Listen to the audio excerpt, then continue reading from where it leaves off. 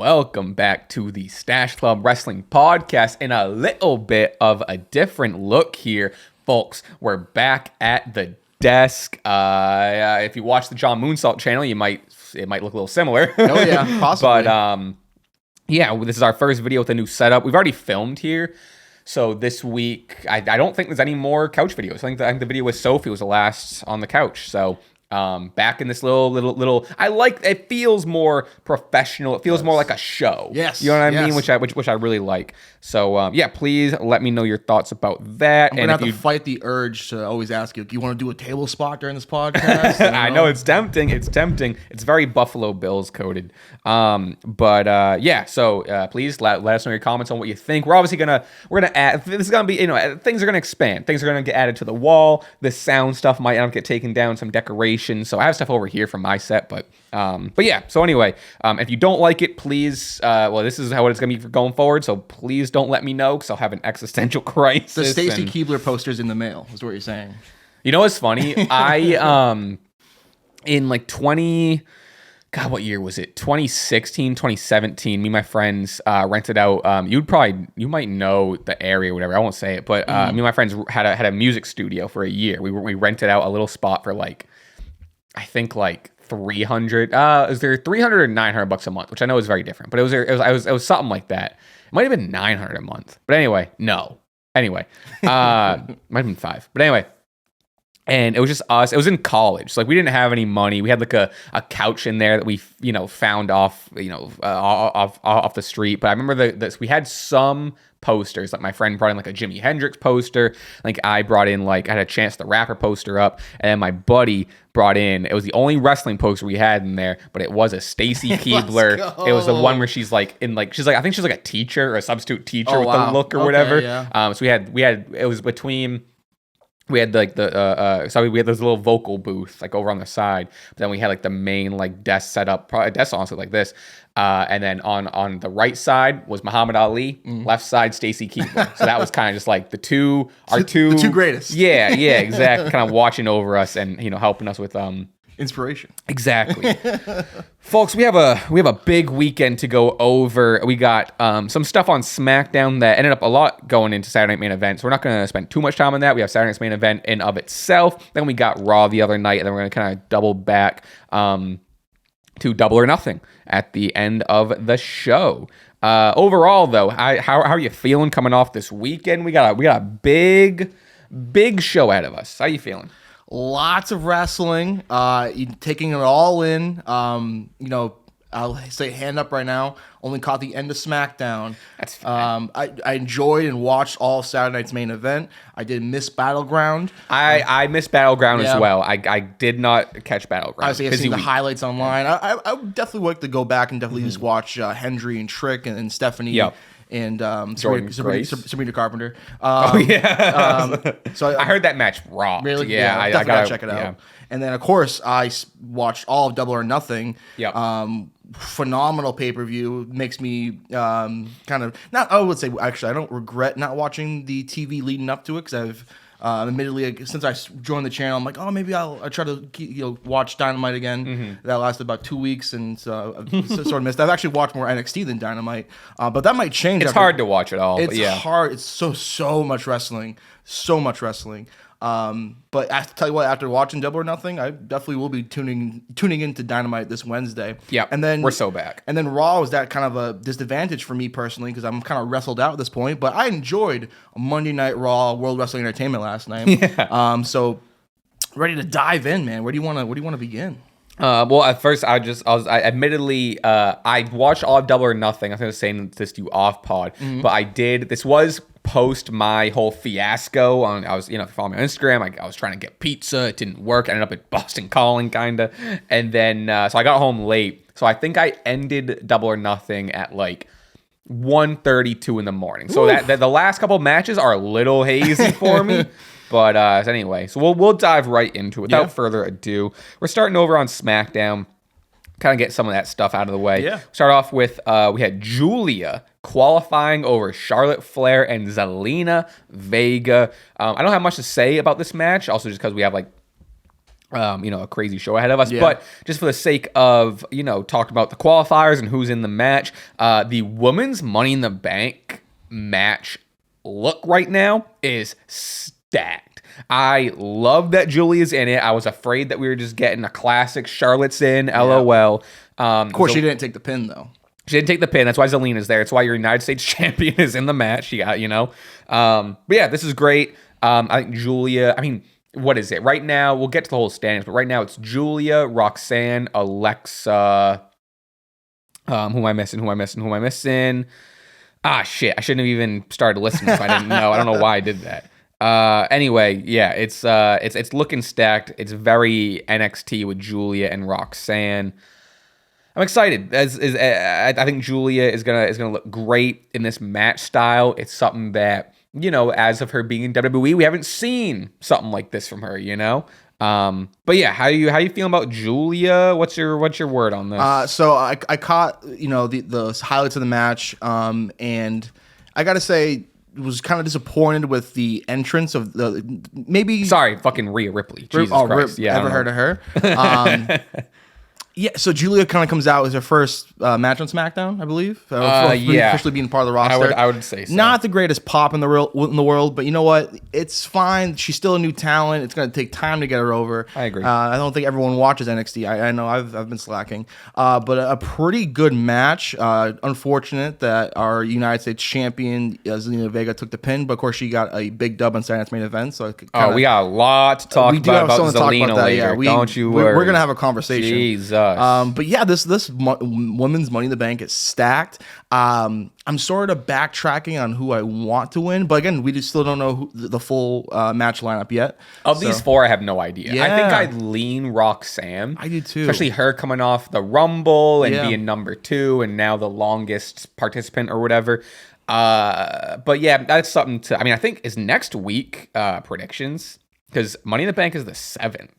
Whoops. That might be tough because the full card might not be out. Or I'm saying all the full Money in the Bank matchups might not fully be out. I'm sure there might be some qualifying matches. Maybe on the SmackDown? You think on the SmackDown the day before? Perhaps. Maybe, yeah. Perhaps. It's not crazy. Yeah. But yeah, we'll cross that bridge when we get. God, that's crazy. Next Saturday is. Holy shit. There's so much wrestling. Jesus Christ. It is a lot to dive into. Wow. Well, anyway, we'll move on. I just want to kind of make note of the qualifiers. Speaking of qualifiers, LA Knight qualifies over Aleister Black and Shinsuke Nakamura. And I'll be honest with you. I know you're kind of an LA Knight truther. I was shocked Aleister Black didn't win this. Yeah, I just, because here's the thing, and the same thing goes for your boy Ray Phoenix, who didn't win his qualifier the week before. Mm-hmm. It's not a terrible thing to, if Aleister Black's not going to win the Money in the Bank, sure, why have him be in the match? Because he can do a cool backflip off a ladder. That's why. Not against that. But I think it definitely upped the stakes. You kind of have the person that you think will win, which for me was LA Knight, and then of course I could have seen Aleister Black win this, and then of course the Shinsuke, who had no chance in the world of winning this. You know me, I love Shinsuke, but I'm aware. I think it's time for him to move on to something else. Shinsuke Nakamura, I love him, but we're not gonna get the Shinsuke of NXT takeovers, Right. And I think maybe going back to it's not out yet, but we did a New Japan quiz not so long ago. Maybe New Japan, maybe TNA. I think something else for Shinsuke would be something I would be more into. I don't know if people would like him in AEW. I would want him to go to AEW, but then that kind of just furthers the agenda of just like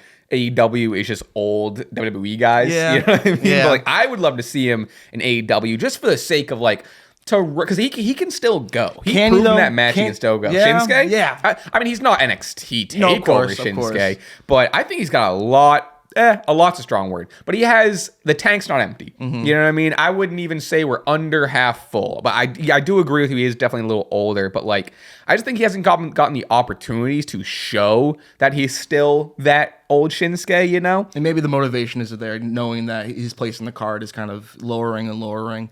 And believe me, I've heard interviews where and I love it where he's content in his role. He likes that he has an easy schedule. He has almost a veteran status, and he can just go surfing and hang out with him. So if that's what he wants, by all means, if he's cool with that, I'm cool with that too. But selfishly, I would love him to go to AEW and just fill that tank up one more time and put on a show against a Kenny Omega, a Konosuke Takeshita, an Okada, or you know what I mean? Yeah. But prove to guys like me that he can still hoop. Exactly. I'm sure he still can, but LA Knight qualifying, I don't know if I don't see right now. I don't see him winning. Granted, the briefcase. After we'll talk about who else qualified, but especially after like a Seth Rollins qualifier, yes, and a Penta qualifier, because at the time when it was very funny for a little bit when it was just LA Knight and Sol Sikoa as the 2 qualifiers. Totally. I don't know.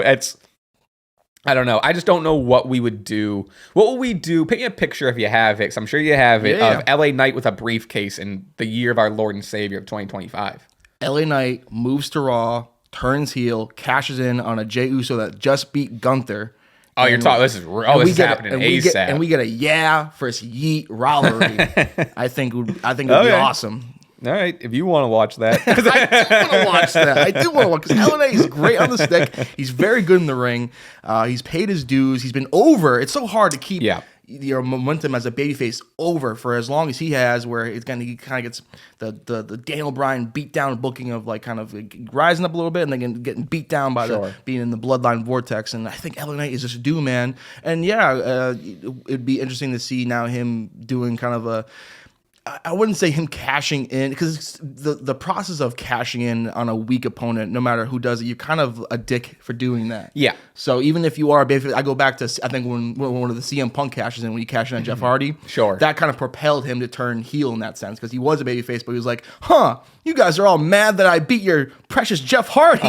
And that kind of started that rivalry. And I think you have a great opportunity for LA Knight to do the same thing here. And I think I've heard you say that Jey Uso is kind of like the modern day Jeff Hardy. So I've said that people don't like it. No, I think it's a very accurate. Even like you've said with Jey Uso and his relationship with the kids, because again, the show is for kids in a lot of ways. So he's big time over at them, and same thing with Jeff Hardy back in the day. So I think that's what I want for LA Knight. And given though Money in the Bank, this past Monday Night Raw just got stacked. Two big time contenders. I think I said it on stream, where it's very funny how like SmackDown was fine, like it's Solo and LA Knight, and like not saying anything negative about them. However, on the Raw side of things, that's where you got the supers, Penta and Seth. You know what I mean?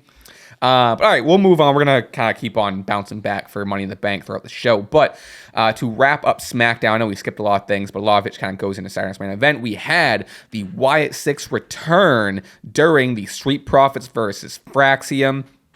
I love it. I'm a sucker for it. Sure. Have they done this 3 or 4 times? Don't care. I loved Montez Ford when they showed up, him like doing the holy, whatever the fuck this is called, crossing himself. This is great.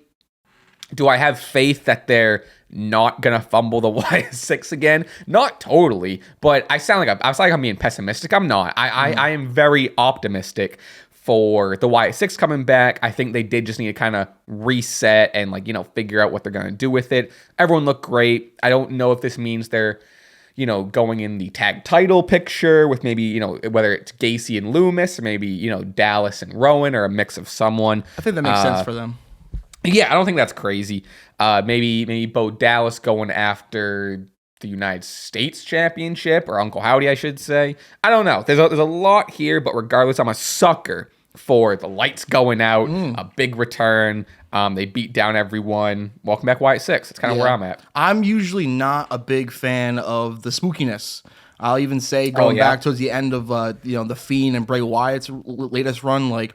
It really threw me. I go back to like that match with LA Knight, the Royal Rumble, the lights out match. Like to me, that was one of the most not a great match. Not the great match, and then like the whole Wyatt 6 spooky stuff, like kind of is already for me falling flat for me. But again, I'm kind of I was kind of reminded this past weekend with them returning at SmackDown, like how passionate their fans are and how like over they are with because there's a lot of people that do enjoy this stuff, and I kind of rolled my eyes when they did come back a little bit, to be honest with you. But then the birthday cake blowing out the candles for Bray. So really sick. like completely turned it over So for me, and made me good, like, dude. damn, like, and it was Bray Wyatt's birthday. Happy It was birthday. like how It was book beautiful. ending. That's his, like that was his. I thought maybe like his birthday was like a couple days ago. That was on his birthday. Yeah. So yeah, I am. It's tough to just like I don't want to speculate too much. It's tough to just kind of talk further about it because they did just return, but I'm pretty optimistic. I am someone that is kind of into the spookiness to a point. Like when it gets like, I don't love when it gets too like cartoony. Yeah. But I do love like creepiness and the horror of like a Fiend or a Wyatt 6 or like, when Undertaker was really in his like in his bag. You know, it's hard to go against that. So after seeing that, I immediately kind of changed my mind a little bit. I'm like, you know what? Have these lads go for the tag title. It's like, why the hell not? You know? I'm really curious to see what they're gonna do. I don't have much else to say about that, but I'm ready to move on to an ever so and always so controversial Saturday night's main event. First of all, we're going to talk about the matches ever. I feel like me and you are on the same page about this. I want to give the utmost props to one Jesse Ventura. Oh, yeah. God damn, so good. The show on the man's back. All right. There's a thing about being real and your genuine self where Jesse Ventura just, even at his old age, is just popping off the screen. You kind of never know what's going to be said after. What did he kind of the first pop for me was the whole, you think Mike Tyson will take another dive when talking about the kind of previewing the show and talking about Logan Paul versus Jey Uso. After that I knew like, oh, we're gonna be in for it when Jesse's on the screen. He's the man, and I love the nostalgia of like, he's a part. He will always be a part of Saturday Night's Main Event, and I hope he was very outspoken on the show, and I hope WWE doesn't get a little mad at him and I rethinks. know that's my favorite part of it. So I could fully see WWE I could fully see WWE being mad at Jesse for calling Damian Priest, who just won the steel cage match, a wimp, or whatever. Right. But he's also kind of a heel commentator, so it works out. But I agree. You hear Michael Cole like stuttering and being like trying to explain to Jesse, be like, hey, no, like he's like, well, it's fine. He's like, why don't you get a limousine to pick you up on the way out too? Fantastic line, so he good. Was so pissed, like, what? You're gonna walk out the door? And I was too. I couldn't believe it. I just hate that rule for a steel cage match, and even for you go down to the brass tacks of like this feud being kind of this match being the blow off to this feud, and you just, why not, if you're Damian Priest, just pin him, give him the pin, 1, 2, 3, and just because Jesse's right, it was so anticlimactic with him just kind of. Like the way he walked out too. I get like the way he walked out was supposed to be all confident, but him just like step. He kind of looked back for a second too, and I thought maybe like another chair or whatever. I would have enjoyed him going back in the cage. Yeah, for sure. So I want to propose this to you. Because again, in the NFL right now is a big movement to get rid of the certain play called the tush push. Oh, okay. So I would like to make a movement to get rid of this stipulation in this match. No more leaving out the door. No more. Get rid of it. Get the door out of there. While we're at it, also, Royal Rumble. The participant that enters the match can't be outside the ring the entire match. I hate that shit. I always think as a kid and growing up, like if I ever become a wrestler and I'm in the Royal Rumble, like I'm going right into the ring, or I'm pulling like the Jerry Lawler and just going to wait it out, whatever. So they have until the next participant to enter the ring. So that's another one. And then also I would even say just give him a count. Give him a 10-second count, like a regular match, And then a ladder match. No one that's not in the ladder match can retrieve the briefcase, the title. I agree with that as well. I think Brock Lesnar did it once, but when he showed up. I think James Ellsworth actually is technically the first ever person to win the Women's Money in the Bank. Gave it to Carmella. They've done it before, so get rid of that. Any other suggestions? No. Hell in a Cell's no DQ. no more of that. Have they done disqualification Hell in a Cell? The Fiend, Seth Rollins, and then they did. Oh, right, because they like stopped it or whatever. And then the next year they do with I think Strowman and someone else. So it's like this is a Hell in a Cell match. Mick Foley did not die for this. Okay, Yeah. like come on now. I don't have anything off the top of my head. I think those three you nailed. If I think of anything, believe you me, I'll let you know. But I think you nailed. Let us know in the comments. So yeah, all right. We'll go to shout out Jesse. We'll kind of talk more about Jesse. I mean, we kind of talked about we're on the cage match. You have anything more about the cage match? Was fine. I hear Damian is taking some time off, which is Drew. Feels deserved. I meant Drew. Yeah, you're right. It was a good win for him, considering that he lost at Backlash, and we were wrapping up this feud. And Drew is apparently taking time off with some injuries, which it's fine. He's gonna come back, guns blazing, hopefully. And I think for me personally, I would like Drew to be the next. Well, when he does come back, if he could be the next WWE champion, whether he be taking it off Cody or Cena, I would be a fan of both. Or if he goes back into the world title picture and he ends up feuding with whoever's the world champion by the time he does come back, because there's a lot of contenders for that world title. The guy's money. The guy, I think, of course, has the backing of the big boy, Dwayne Johnson. So I think Drew is going to be at the top of the card for a long time coming. Yeah, I agree. I don't have much else to say about this. I'm glad Saturday Night's Main Event got a cage match. Yeah. And it was fun. All right, we'll move on to Zelina Vega in what was all of 5 minutes, retaining the U.S. title over Chelsea Green. How much time do you want to spend? I don't know. I don't know how much I feel like getting on my soapbox. Where are we at? Here's the thing. I think I'm starting to. I've been more entwined with the IWC than ever since joining the show. I gotta get untwined. And, I hear what you're saying. I just think there's so much negativity around women's wrestlers, and the fact that people were clamoring, crying for a women's match to be added on the show. You get it, given it was very, very short, unfortunately. But again, you only have 2 hours, and of course, an hour and a half needs to be commercials. So like, come on. The 619 wasn't great. Maybe take that out of your arsenal. Because again, only if your last name is Mysterio should you be doing it. And it's like Dom can barely do it. Dom looks bad too. So it's like I don't like. It's crazy how no one else can do it. Yeah, and it's gonna come more of hats off to Ray. But Zelina, a important defense for her to have this title and defend it. 5-0 against Chelsea now. 5-0 for Chelsea. Chelsea. So did Chelsea get the broken nose and the bloodiness from the 619? But from my perspective, I think Zelina tried saving what was of the 619 and ended up kicking her in the face, just kind of like get some sort of something out of the 619. That's what seemed like it happened. And I've kind of now realized too is the code red is the pop rocks, or as I call it, the poop rocks, right? But yeah, I would say same move. So those ladies got to have a conversation. Which one's saving it? Maybe both you guys. Well, one's on Raw, one's on SmackDown. All right, you got me there. I just don't love that move for a finisher. I think Roxanne does it great. But yeah, it is a little bit funny when it's the same exact move and it's two different names. It's like, isn't that the same shit? So I don't know. I don't want to spend too much time on it. I feel like I've talked about it on Yays and Booze. I've talked about it on Twitter, but and now I don't know. It's less of a conversation about Zelina. I think it's a conversation that I don't even really want to have about like the IWC and just the internet and Twitter, where I don't know what it is. I don't know if you're feeling this way. I think we were talking about this off pod a little bit, but like it's the worst it's ever been. It's people feel the most angry and the most hostile like they've ever. And maybe it's because like I got like an idiot, I got roped in to start replying to people, and it's just people that just want to have an argument. It's not a good look for me. It's not a good look for the other. It's just not a good look for anyone. So I point being about the Zelina Vega stuff is, and now people are saying like, oh, Zelina, no one ever liked Zelina. Zelina always had haters. Zelina always sucked.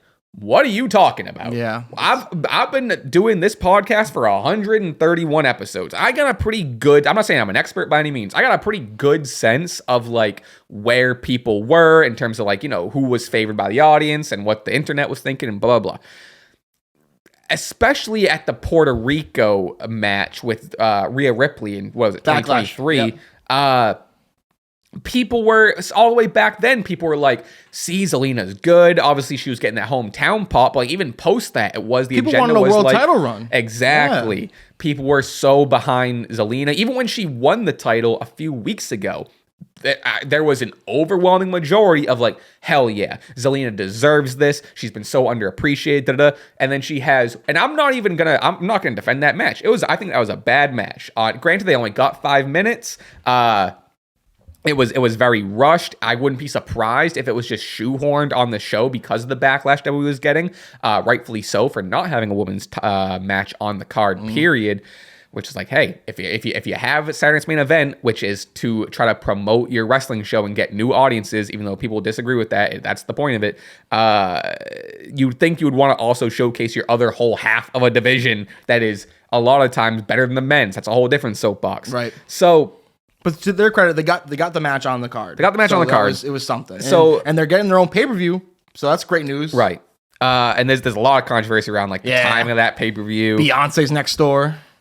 Oh, really? Yeah, Beyonce's next door. No way. Yeah, across the street. Oh, geez. But I'm thinking like, okay, Paul Levesque, bust open that piggy bank, give Beyonce a check, have like a street fight, like interrupt the concert. That'd be and Beyonce just like, give her a bag and just think of that viral moment. You want viral moments? There's no one more viral than Queen Bee. So I don't know, that's my 2 cents. I don't want to harp on like the Zelina Vega stuff too much. Tough. So I'll wrap it up by saying, like, I'm pretty shocked. I'll even use the word disappointed at just like this one. I'll call it even it's a lackluster performance from Zelina Vega, and everyone's like, she can't wrestle. She's never been able to go back wrestle. to being a valet, this and that. Like, shut your mouth. It's crazy. And it's like, it seems out of nowhere to me. And sure, like 1,000%. Like, I don't think.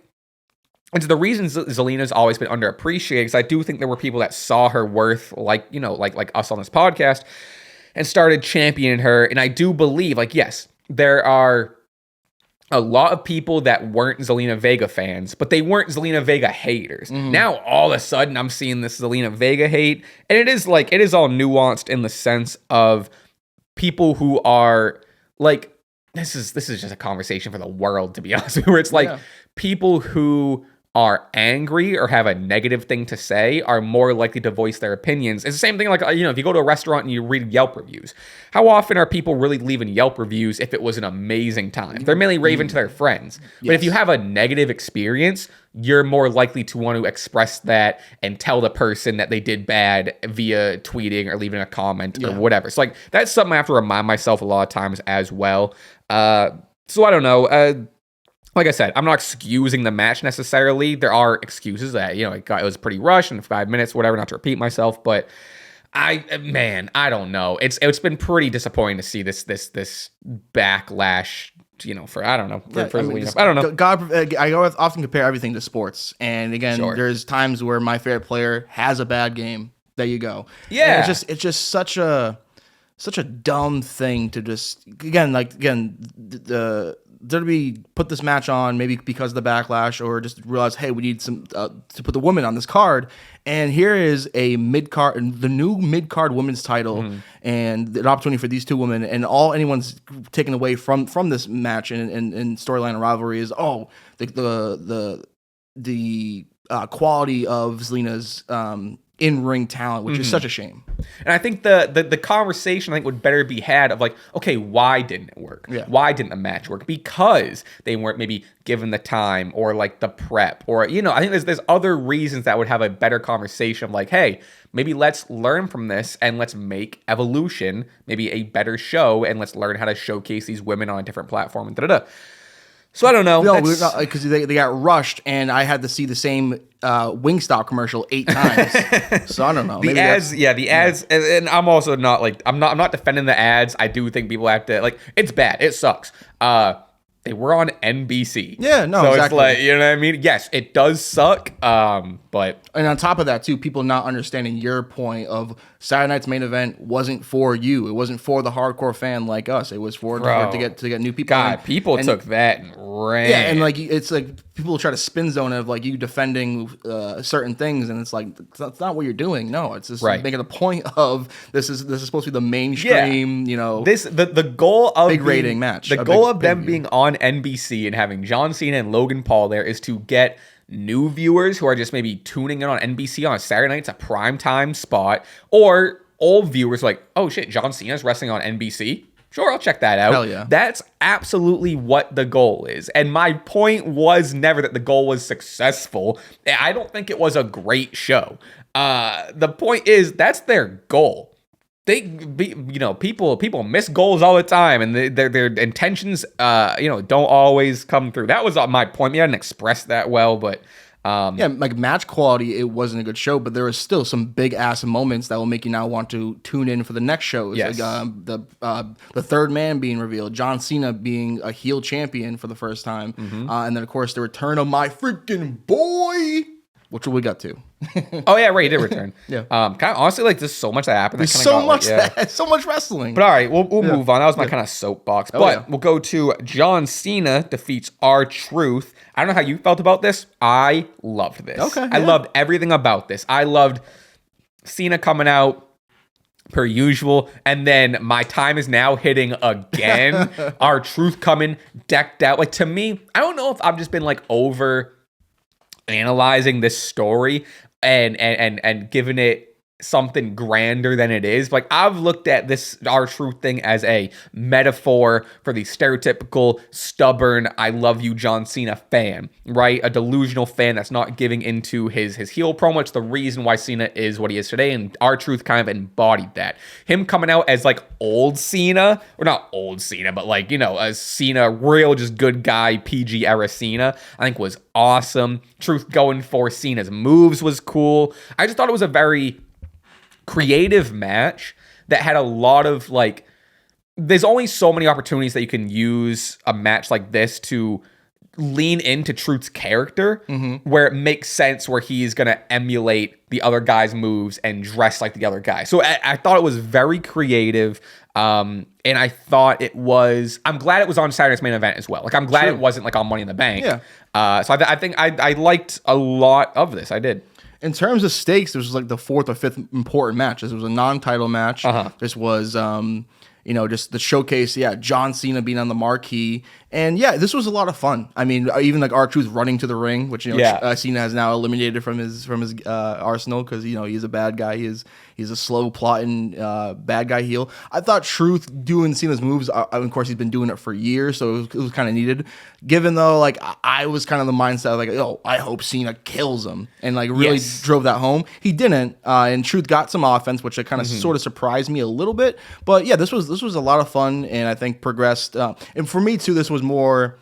I was happy with that. Like, this was like R-Truth getting his roses, in a sense. This was a big match versus John Cena, which again, Cena probably has like 6 or 7 matches left in his career. So the fact that Truth got one of those, of course, the other side of the coin, like, oh, this could have been a younger talent. No, F off. Like, they're telling a story, and the fact that because Truth has been doing this Cena childhood hero thing for like years and years, even like with completely removed from any like John Cena storyline. This is always kind of like a thing of his, and like, I think it was brilliant that they kind of like encapsulated and ended the story with this match, given that John Cena is now a baddie. So I agree. I fully agree. I don't have much else to say about that. I think I agree with you. I do think the other direction, which is what I was speculating going into it, was like, it also would have been a very good idea to just have Cena beat down Truth, which, like, it was Saturday's main. You have to think of what Saturday's main event is, where it's just like,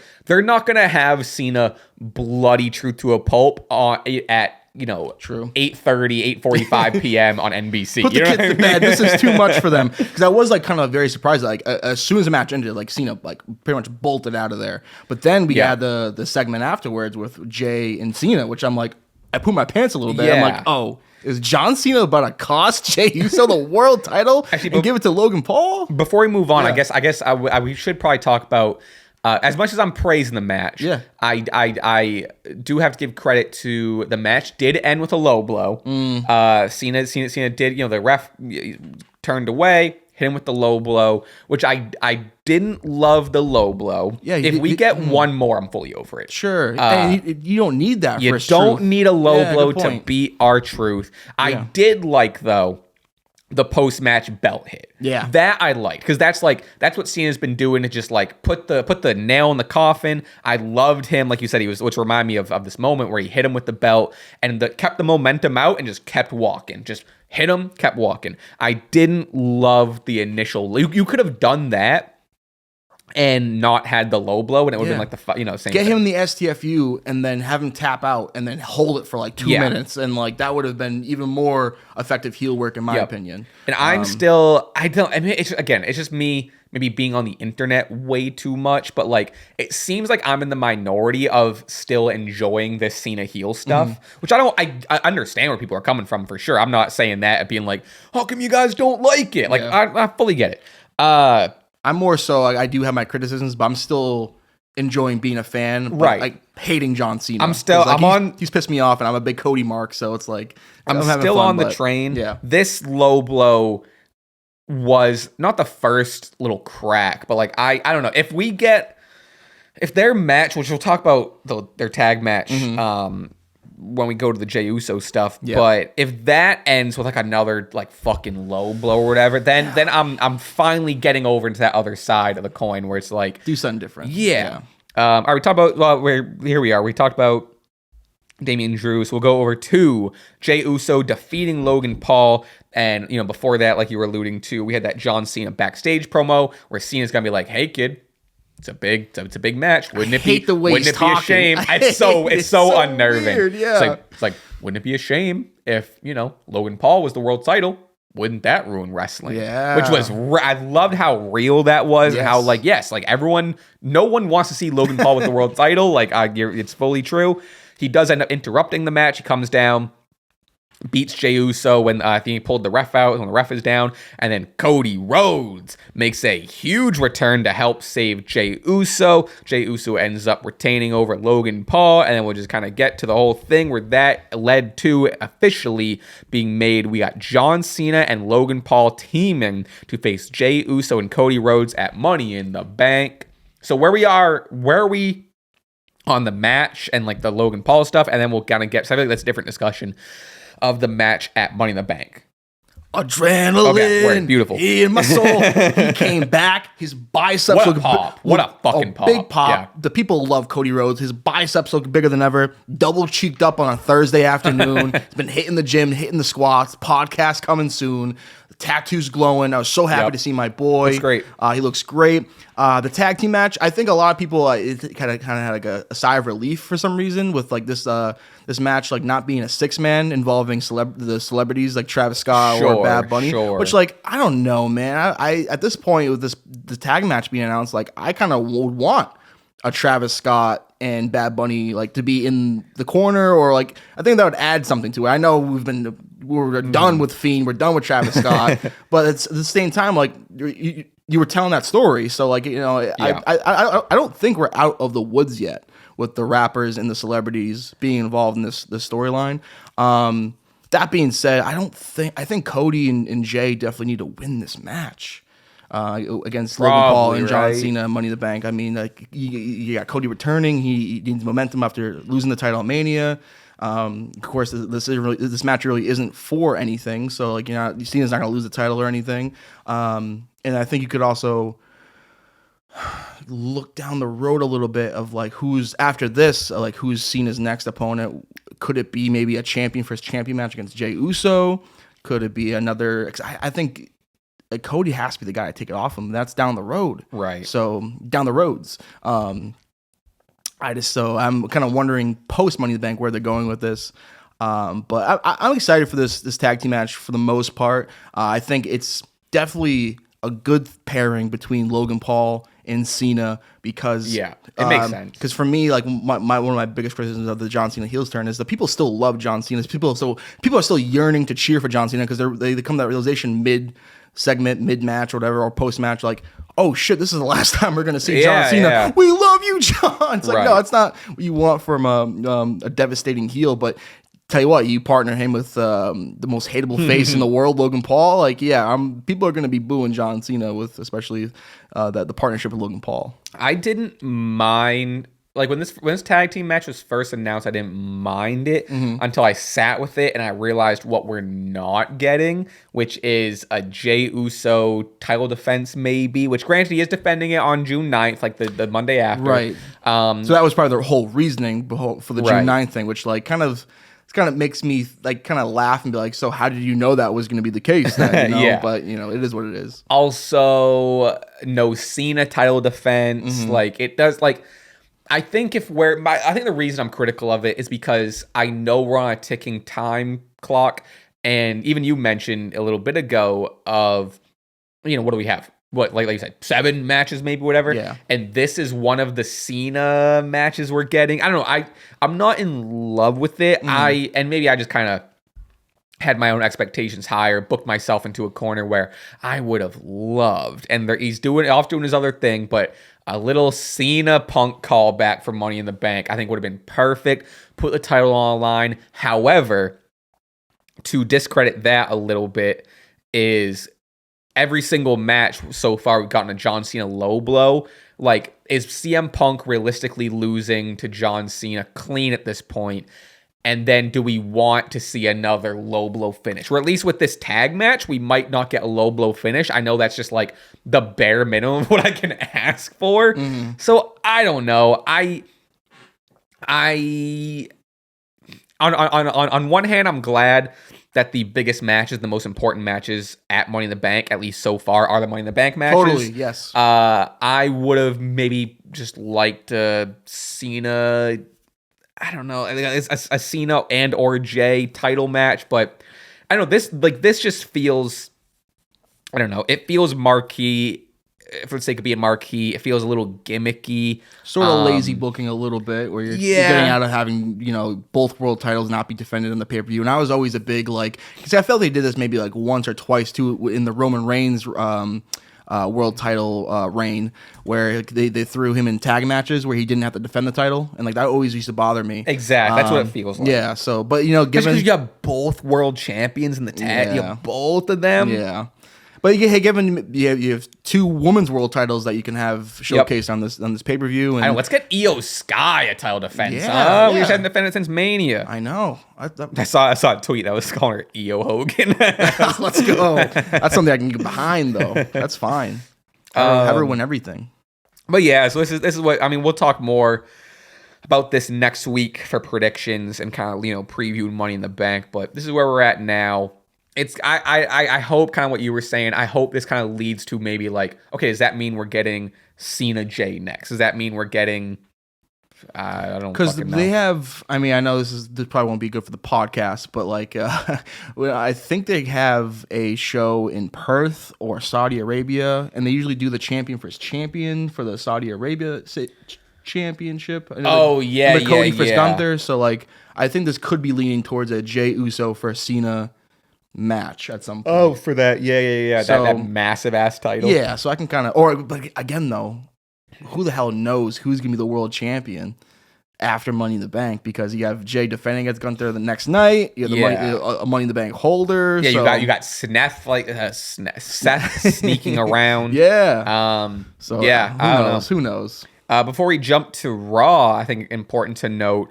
I'm not a real business insider, but WrestleMania, not in New Orleans, going back to Vegas is the report. I don't know if it's official. Okay. Is the report, is what we're looking at. I think they're trying to use that as leverage to get a higher bidder elsewhere. Because if you kind of just go like, oh yeah, we're gonna go to Vegas, this and that, like someone else will be like, you know what? No, here's an absolute bag. I wouldn't like to see back-to-back Vegas WrestleManias. I think you got to go elsewhere, but. Yeah, I started seeing like, you know, reports of, oh, this is just another TKO step to make it just really like UFC. I think I saw reports that like the plans are to make Vegas like a spot they revisit a lot and almost make it like a hub where they have big events. I don't know. You could do that with other shows though, man. Come on. Yeah, I don't know. And even too like the recent like Indianapolis getting like a whole boatload of shows and that being like a big announcement. Like, I don't know. And I think WrestleMania, I think you're due for, I mean, I hate to say this because I definitely won't be going if it's the fact, but put one across the pond. Give WrestleMania Wembley would be sick. Wembley would be awesome. I mean, of course, now we know it's possible. So with the all-in stuff. So why not go over there and do a big show? It also sucks for the people of New Orleans that already maybe started to early prep. I think I saw some people who already booked hotels that needed to get refunds and shit. Oh, I don't know. It sucks, but people were up in arms about next year's Money in the Bank being moved in August. Like, who gives a flying F about Money in the Bank being moved? I saw so many people. Because Money in the Bank got did New Orleans now get Money in the Bank? I think next year for 2026. But they moved it to August, which people were so up in arms about that. Oh yeah. I don't understand. It's not like it's the Royal Rumble, because then somebody made a comment of oh, the Royal Rumble is going to be after WrestleMania now. It's like no, it's the Money in the Bank. I feel like can be really anywhere. Honestly. But then when's SummerSlam? Well, in the summer, it doesn't. You don't need it. I've always had a problem that SummerSlam is the end of SummerSlam should be in the middle of summer. I agree. It shouldn't be at the tail end. August 1st is the latest. Throw it in July. Yeah, exactly. Yeah. But I don't know. Yeah, I don't know. I'm also not. It's just it's a schedule move thing. I know there's other things to worry about other than Money in the Bank being in August. It's fine. It's whatever. I don't know. All right, we'll move on to. We got some notes on Raw here. We got Seth kicking things off. We'll kind of just skim over this. We have other stuff to get to, but almost said Logan Paul. Paul Heyman introduced all the members officially. He said, "Oh, Braun." Also, I know you're a fan of this. I saw the profile picture change. Braun Breaker and Bronson Reed both in the black suits with the sunglasses, but I think most notably Braun Breaker looking like the fucking Terminator with he looked so fucking sick. Oh, dude, he looks. I gotta shout out my boy Troy on this one. Troy tweeted out he looks like your dad after spending $127 on hot dogs and lemonade on the boardwalk, just chilling there, so angry. Even though this is a happy occasion, I just related to that so much. Looking like an absolute badass. They might as well have badass on the sunglasses. I love Braun Breaker. I will say though, it's as quickly as he become my favorite wrestler, I'm kind of like, oh man, now he's kind of in a lackey role, which is a bit unfortunate given that he's my favorite wrestler. But I still enjoy and appreciate this whole faction coming together. We didn't really talk about the third man. Oh yeah, we didn't really talk. Yeah, you're right. We didn't talk about Tsunami. Yeah, Bronson Reed. This man crushed CM Punk. Yeah. He crushed him. He's poor. I mean, he almost. Punk almost looks like the kind of half-empty toothpaste after that. Like his legs got completely put under him. I hope he's okay actually, because that looked pretty rough. But big time Bronson Reed. What are your takes? Him just being the faction. Sorry, stretching in the faction in general. Yeah. I like it. Ultimately, I like it because it is I like Bronson Reed is a cool addition. Plot holes with the Seth Rollins though. Yeah. Now we're talking about it. Maybe three things, not problems with it, but just points of note. Of one, I kind of wish we ran with just the three guys for a little bit, with just Paul, Braun, and Seth, because it did. Now that Bronson Reed is there, to your point, it does feel like now there's just another person that needs some spotlight that is maybe taken away from a Braun Breaker. One of my things, I think I said it on Yeez and Booze about Braun Breaker, is I don't love how he's been kind of dumbed down a little bit. I think the other week he said to Jey Uso, he's like, "I don't want your title," and it's like, what are you talking about? Yeah, what do you mean you don't want it? Why are you a wrestler? I get that, call it manipulated or brainwashed, or you're in this cult that Seth has kind of curated. I'm a little wary of Braun just being a henchman. I don't think we're at that point yet, but he's, I see the, whatever down the line. Yeah. I would have liked to see just these three run for a little bit and really get some shine more on Braun Breaker. I fully, and they tried explaining it a little bit the other night with Bronson Reed's reasoning for being in the faction. Yeah. But the last time we saw Bronson Reed and Seth, is Bronson Reed just decimated Seth Rollins. And I think a lot of people's trying to explain it. I think it's kind of how they explained it on Raw as well. Paul Heyman was kind of like, Bronson Reed proved himself that he is a very dangerous guy. And Bronson Reed beat down Seth Rollins more than Roman Reigns ever had. And then it was and Seth Rollins, maybe I didn't hear it as well, but I think the justification for Seth Rollins was and Seth respects that, and he's like, "Oh, you would be a good guy to have on my team." However, if you're it hasn't been clear to me why Bronson Reed agreed to just be Seth's henchman. And the last time we saw Bronson Reed and Seth Rollins, he proved he doesn't need Seth Rollins. Yeah. So why is he with them now? You took him out. And to give him too, like, you know, the whole mindset of this booking decision is, you know, this will definitely elevate Bronson Reed to a high extent, and I agree with that. But also in that same flip the coin, like, imagine his return would have been a babyface return, helping someone else go against this faction. Given the last time we saw Braun, he was feuding with Seth. So, like, imagine the big, oh my God, Bronson Reed's back and he's causing havoc going against this faction. Because I think Bronson Reed versus Braun Breaker would be crazy. Yep. But yeah, on the side of them being paired, give these guys the tag team titles. Have them hold it forever. Didn't even think of that. Yeah, I mean, I think the New Day, count your days of these guys go for the tag team championships, and then of course Seth Rollins will continue his pursuit of the World Heavyweight Championship. I'm deathly afraid that he's going to win Money in the Bank. I do not want that. And I love Seth. And the whole heel faction thing, it's going pretty good so far, decent start, but I don't want him to win Money in the Bank, and I think he might. Yeah, I don't. Until I see I don't have a real stance on it right now. And yeah, that did kind of lead to Seth. You know, he's kind of cut a promo. On the crowd, which, like, a lot of. It's not my problem. I can understand a lot of people's problems. Because, like, a lot of heels right now are just like, you guys don't know what you want. Like, fuck you guys. Yeah, then he was like, oh, like the one thing that's more powerful than a championship that I found I can get is the contract that allows me to, you know, decide the fate of whoever has the title. So then, yeah, my event qualifying match we got later in the night. Seth ended up qualifying. We'll kind of talk more about the match later on, but I don't know until right now. It's LA Knight, Sol Sikoa, Penta, Seth Rollins. We're gonna talk about this earlier. I don't know. I don't think it's a bad decision.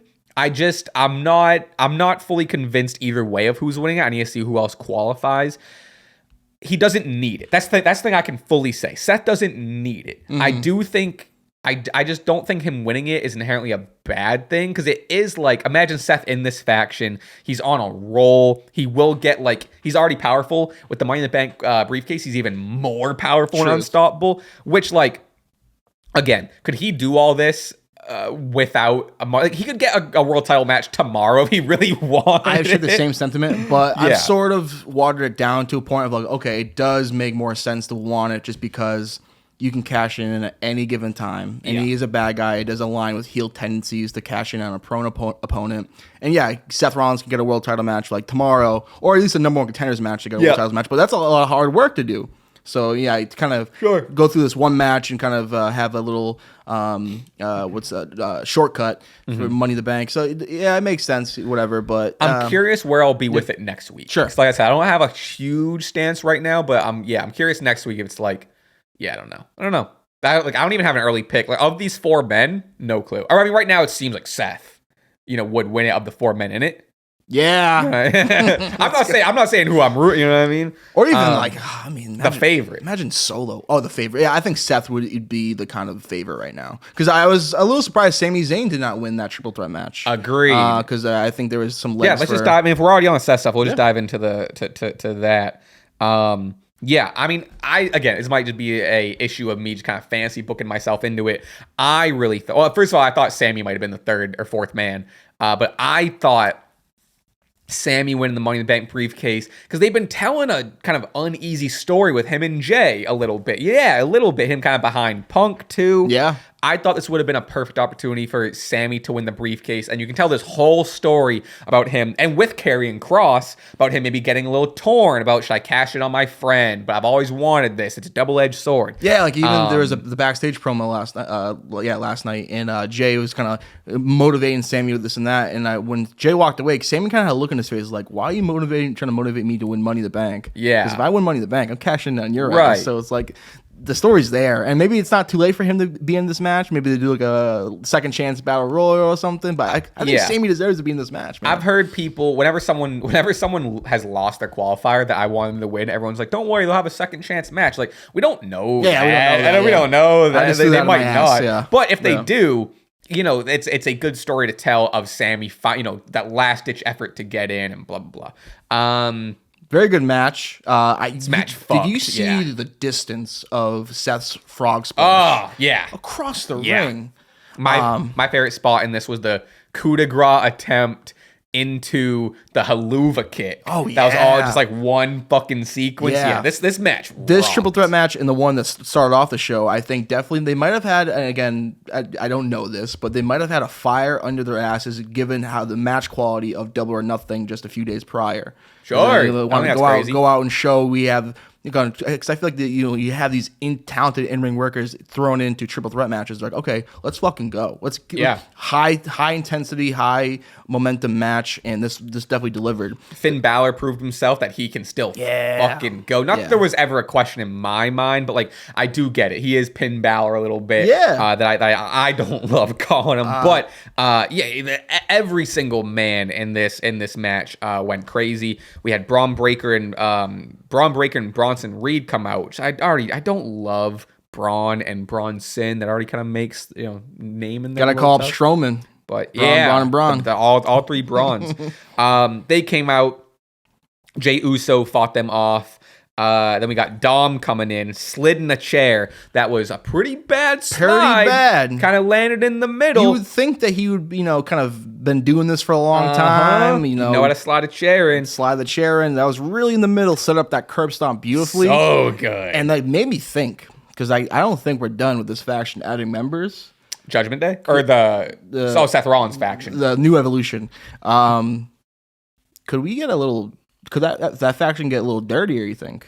Yeah, I mean, I think there's been so much speculation about, what's going on with the Judgment Day, who's getting kicked out, who's staying, could lead to Dom finding himself under some new guidance. Ooh, man, that would be awesome. That would be so good, and I think that'd be really good for his character, because, again, the Judgment Day, at this point right now, there's definitely some cracks with this whole Roxanne thing, where I think Finn is intentionally kind of pushing Roxanne with their plate of chicken nuggies right into Dom's face. They were cooked this time, They were cooked, yeah. They looked a lot better. But you know who did not like the we'll get back to so CM Punk comes in to make the save after a post-match beatdown, lays out Rollins, comes out behind him, runs through the crowd after the Brawns come in to kind of help Seth. We get the final closing shot, which is my favorite trope in wrestling, one of my favorites, of just the guy closing the show in the crowd, just screaming toward the ring while the fans are going crazy. Did you see that one fan that was trying to make it about himself right next to CM Punk? No, I don't. He was kind of like, yeah, it's me and CM Punk. And then finally some Usher, who does not get paid enough money to be doing this, like, hey, get the hell out of the shot, whatever. Yeah. But yeah, I totally agree. I love that that same shot in wrestling. He's given that Punk did run away, but it was running away from Braun Breaker. Yeah, exactly. He was gonna win that battle. I thought it was a little bit copy and paste from last week. I mean, didn't we just have a CM Punk given the huge pop once again? I hope, but I say copy and paste and kind of in a bad way, but I kind of hope they do the same thing next week. It works. Where it becomes kind of a meme where it's like, oh, Monday Night Raw, great show, this and that, and ends, but CM Punk is back. Yeah, saving the day. This was great. People are going to be critical about, Seth and Punk still going on, but they have so much more to give. Great chemistry. They're awesome. So I'm fine with it. I'm not just complaining for the sake of complaining. But yeah, all right. So that was that. Seth Rollins ends up qualifying. Obviously, ends up taking the dub. We'll jump all the way back to the other qualifier that we're alluding to: Penta versus Chad Gable versus Dragon Lee. This rocked. This is my type of match. We got that, which I still don't know what was on purpose and what was maybe a slip up, but Penta had Dragon Lee and Chad Gable holding them both up, and then just spiked, I'll even say drove Chad Gable's face into the match in sort of a pile driver sort of style. It didn't look, to me, I really don't know. To me, it didn't look like they nailed whatever they were going for, especially the way Chad got dropped on his head. It was scary. I could also see if Chad is just a sicko. So I think deep down he really is. He loves this shit. Yeah. Where he told Pent, just drop me on my fucking head. Let's do it. I don't know if that's the case. But that was the theme of this whole match, man. They were just going at it, dropping each other on their heads, and then Vikingo got involved. He's the one that busted open Chad with that kick. Oh, is that when he got busted open? That's when, okay. I wasn't really sure when that happened. Okay. And kind of a callback to El Grande and Rey Fenix and Mania where Vikingo got involved. They have a match at Worlds Collide, but something tells me, man, that Chad Gable might not be medically cleared for that match. Which I think that's crazy. Which I guess is for the AAA Mega Championship. Which didn't know that. It's a spoiler, I guess, because El Patreon is still the champion and it hasn't aired yet, I guess, in Mexico. Oh, really? So WWE kind of spoiled that result, I guess. They don't give a shit. They don't give a shit. And rightfully so, because notable piece of shit, Alberto Del Rio. Yeah. So yeah, this match will be for the AAA Mega Championship. Yes. And something tells me that with the physicality of this match, and I think Chad got another receipt later on in the segment that I feel like I remember. He got taken out by AJ in a promo. It didn't air on TV. Yeah, I saw on that. Twitter. Yeah.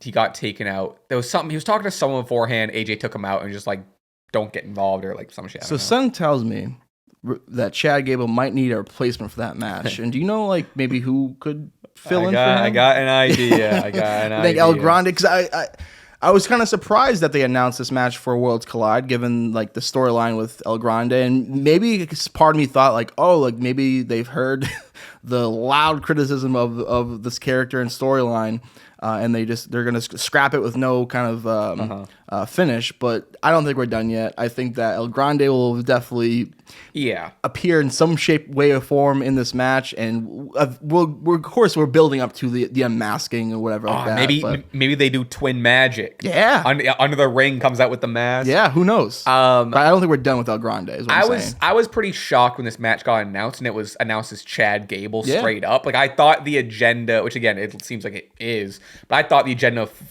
from the get-go was get El Grande on Worlds Collide, which granted, like I said, it seems like that's what we're going to. But the pure fact that we're getting in 2025, we're getting Vikingo versus Chad Gable.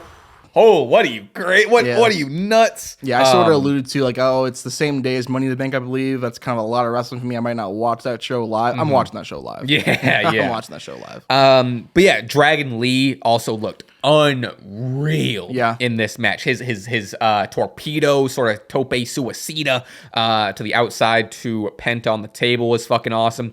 It's a discussion that I've seen going around. It's like, man, if you Dragon Lee, man, if you give him the time and you let him wrestle and you surround him with people that can compliment him well, he's one of the best. This is the best Dragon Lee has looked on the roster, period. This was awesome. And I want to see more of this Dragon Lee. Just allow him to do his shit, and this is what you get. It was awesome. I loved it. Let him cook. Big fan. Change the theme song, though. I hate his theme song. I think it's a very jobber-esque. We did the theme song quiz. People love his theme song. I don't get it. I don't understand. I don't think it matches Dragon Lee at all. Yeah, me neither. I don't mind it as a song for someone else, but it doesn't feel like Dragon Lee to me. And I know that doesn't matter too much in the grand scheme of things. Oh, I disagree. I disagree. I think the theme song. Imagine if Seth Rollins had that theme song. That's not Seth Rollins. You know what I mean? I think a theme song is a huge part of it. That's you know true. What I mean? That's true. But yeah, this match rocked. Penta ends up getting the win. Qualifies for Money in the Bank. I love everything about this. I really did. Chad took a fucking beating too. He got. That was another time. I think Dragon Lee put him in. I forget who. Someone powerbombed someone, and they planted him like right on his fucking shoulders. I forget if it was Chad to Dragon Lee or Dragon Lee to Chad. But yeah, brutal match. Loved it. Which is interesting that you do what Penta was the right choice. Penta should be in this Money in the Bank match. But it is interesting that just as much as Rey Fenix was saved for Worlds Collide, you're not saving Penta for a Worlds Collide match. You know, an excellent point. But maybe it was a case of like one or the other, and they are still individuals, and you don't want to spoil that kind of first face-to-face meeting with the brothers and whatever. I still think Penta has an outside chance of winning this too. Penta in the Bank. I don't think that's crazy. Yeah, I don't think that's crazy at all. That'd be very exciting if that were to happen. And then you want big time flippy dippy wrestlers in a Money in the Bank match. There's no one better in the world than Penta. So we'll get that showcased in the Money in the Bank. Yeah, I had another point. Oh, I think it's on the Worlds Collide poster. Ray is like front and center on the poster, but he just got surgery. Is the thing? Oh, Rey Mysterio. Oh, sorry, Rey Mysterio. Sorry, actually, no, I did see that too myself. Maybe he's gonna be the host of the show. Maybe I don't know. Kind of a funny role for him. Yeah, Ray is front and center. You do have Dragon Lee right there. Stephanie Vaquer is on it. Nice. Who else do you have? Javon Evans in the back, I believe. Yup. Yeah. Oh, that's sick. You obviously have Legado del Fantasma, Ray Phoenix Vikingo right there. Yeah, I don't know. It's gonna be an interesting show. I'm really excited for what they announced, the Legado del Fantasma versus and I'm not gonna get their names right, but the three luchadors. One's like a clown guy and whatever. I'm excited to see what that's gonna be. I think that's gonna be sick. But yeah. Definitely gonna be introduced to some wrestlers for the first time, which I'm looking forward to, and it's gonna be a lot of high-paced luchador action, which I can't wait for. It's gonna be fun. Yeah, I'm into it. All right, something kind of fun. Shout out Denise Salcedo. She tweeted. This is I just looked up Worlds Collide, and a tweet from her from 2022 came up. Let's take a look at the 2022 NXT Worlds Collide pay-per-view. NXT Championship Unification match. NXT Champion Braun Breaker versus UK Champion Tyler Bate. Where's Tyler Bate been? Telling me. Jeez. We had Women's Championship Unification Triple Threat match with NXT Champion Mandy Rose versus NXT UK Champion Satomura versus Blair Davenport. NXT Women's Tag Team Champions, the KCs, versus Nikki Ash and Doudrop. Whoa. So Nikki Ash, Nikki almost a superhero. Mm-hmm. Her name is Nikki Ash. So her nickname is her nickname is almost a superhero, but her name is Nikki almost a superhero. Nikki ASH, Nikki almost a superhero. I don't know. I don't understand it. It's a weird time. It was a weird time. Fatal 4-Way Elimination Tag Team Championship Unification match. Pretty Deadly versus the Creed Brothers versus Briggs and Jensen versus Gallus. What a time.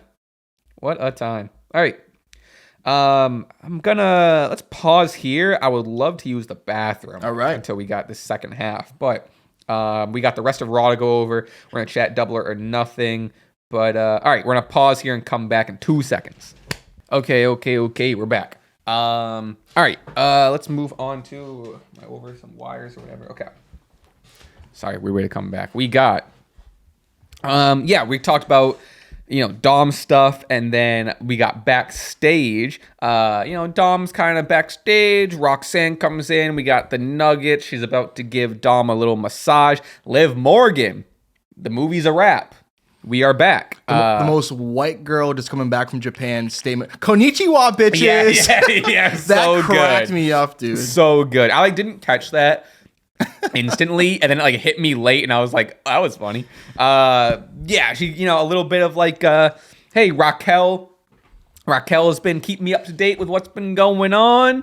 With Raquel, a little snitch. Yeah, huh? I wish I spoke Spanish. Or whatever she said to Dom definitely wasn't a pleasant thing at all. This was cool. I like this. I'm curious. It seems like I thought Liv was alluding to she was gonna go out and do a promo or something. I forgot that she had a match. Well, she said I'm gonna go talk to Pierce to get a Money in the Bank qualifying match. And then, I kind of spaced out for a little bit because then Kairi Sane versus Liv Morgan starts. And I thought maybe this was a Money in the Bank qualifying match. I don't know how we got there per se. But, they had a pretty good match, Kairi Sane and Liv Morgan. But this was very scary because Kairi Sane definitely got her bell rang. She, during this match, oftentimes it was kind of she was selling, obviously, but something tells me there was a bit of reality into it. Oh, I didn't. On what spot you think? I don't know which spot in particular, but then towards the end of the match when she eventually did win, she was very slow to get out of the ring, and it kind of seemed like it was a shootsy thing where Liv kicked her out of the ring, and then Kairi was outside the ring, just kind of grabbing her head for a bit, and there was a lot of ref attention. Oh, which interesting. I didn't really pick up. And then I think Kairi's acknowledging that her bell was rung, and then she was like 1, 2, 3, I won.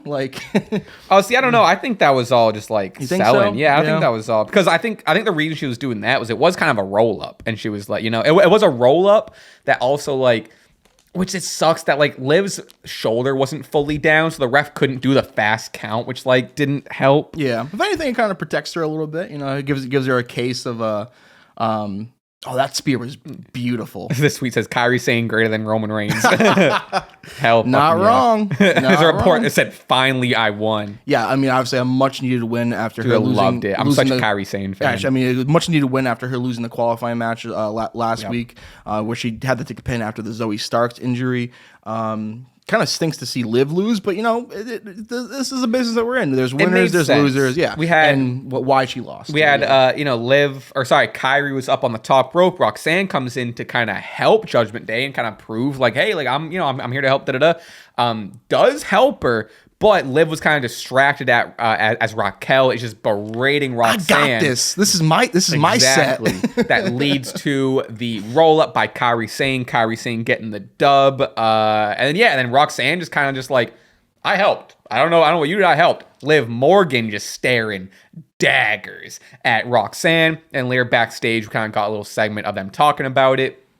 Liv kind of being like, hey, Dom, where the hell were you? Yeah. And then, Raquel kind of siding with Liv, and then Liv being like, Raquel, I see this is your fault. This wasn't Roxanne's fault. This is your fault. You're supposed to be the veteran out there. What the fuck are you doing? Right. This is all very, very interesting. Not where I saw and the whole time, through every single segment, Finn Balor having a million-watt smile on his face. I know, that bastard. Which, doesn't even hide it anymore. Is fully just, grinning. Yeah. But yeah, not where I expected the Judgment Day cracks to really be this deep. But it's interesting. I'm curious where this Liv and Dom stuff is going to go. Is Liv going to dump Dom's sorry ass? Is Dom going more with Roxanne? There's a lot that's going to happen, and it feels like the Judgment Day has something again, which is nice. It's very nice, and I love this segment. It's really entertaining, and yeah, I kind of really don't know where they're going with this, but I can definitely see Liv dumping Dom's ass, and then Dom kind of going to Roxanne, but then realizing, oh wait, this is all Finn Balor's plan. Roxanne doesn't even give a F about me. And then he's kind of hung out to dry. And where does he go? Does he go to that faction? Does he maybe start flourishing in a babyface type role where he's trying to get back at Liv and Finn for the turn or whatever? But this is we got something here, folks, with the Judgment Day again and Dom. And yeah, we'll see where we go.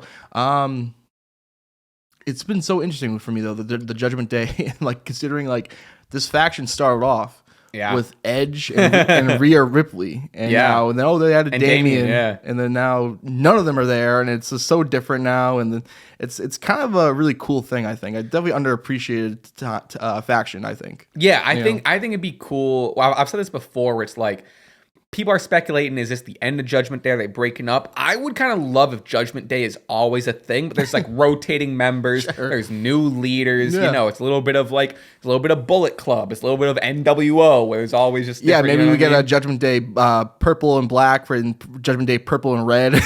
I know, yeah, exactly. A wolf pack sort of, yeah. All right, move on to Rusev squashing Tozawa, which is whatever. Maxine looked fucking cool with her hat. However, the big thing here, Sheamus comes out to confront Rusev in a little League of Nations reunion. Oh boy. Give me this every day of the week. This rocks. It was awesome. I can't wait to see these two guys go at it. Somewhat thought maybe we'd get Sheamus maybe joining forces with Rusev for a second. Also, shame on Def Rebel, because I think this was almost a test where they hit Sheamus's music and they didn't show Sheamus until he hit the ring. Yeah. And for a while, I was sitting there like, who the hell's coming out right now? And given it was Sheamus, and I probably should have figured out it was Sheamus. I think he's had the theme song for a bit now, but it definitely would have been a more jovial reaction from me if it was ashamed of fame, lost your head. Yeah, I don't. But that's my only minor criticism. I don't think that's an unpopular opinion. I'm the same boat where a moment like that really hits, and it goes back to what we were saying about theme songs. That moment is elevated times 10 if it's a good theme song that's super recognized, and then it's not that you have to rely on the Titantron to tell you who's coming out. Especially why even change Sheamus's theme song? It's perfect. I don't know. I just don't get it. I just don't understand it. Regardless, I'm excited that Rusev is kind of getting something to do. I mean, he's been doing the Alpha Academy stuff, which has been fine. But I mean, this is the matchup. This is the feud. I'm excited for this. This is something you can get your teeth stunk in. Oh, and there was a funny photo that made it to X or Twitter, whatever you want to call it, Twitter. And it was like Sheamus kind of consoling Tozawa and Maxine looking on. And it just looked like such a out of like, I almost want to say like Brazzers or something. It's like such a funny, like crystal clear photo. Yeah, I don't know why. It's like, it's very high definition. It's very why high. Is it like yeah, that? It's very high definition and just kind of like this. That's funny. It's kind of screams like, I don't I know. wonder what they take this on. It's no editing or anything. Crystal clear picture. That's so funny. I still in the boat though. I would love to see Maxine side with Rusev. I think Rusev could use another blonde in his corner, a new Lana, and I think that's what I'm kind of leaning towards. But definitely something you can sink your teeth into with Sheamus and Rusev, and definitely an opponent that will elevate Rusev. I think. Give me this. I will go to the New Day retaining over the Creed brothers and the War Raiders. Solid match, fun. All right. Here's my. Remember earlier you were talking about like what are you gonna change? No more of this bullshit. Only 2 competitors in the ring at once. Okay. That's my thing. I want, if it's a triple threat tag team match, have all 3 tag team members in at once. I don't like this whole like, one team is fully outside the ring. They gotta try to tag the other team. It's fucking stupid. I'm with you on that. I'm sure there's logistical reasons why they do it like that. But I don't know. I'm a big stickler for rules, and especially rules for tag team matches. I love the start of this match where it didn't start officially until only one person from each team was in the ring, because like they were kind of going for a mile a minute for a bit. They're going at it. Eventually, once the match began, it slowed down, and it was a pretty solid match. I like that.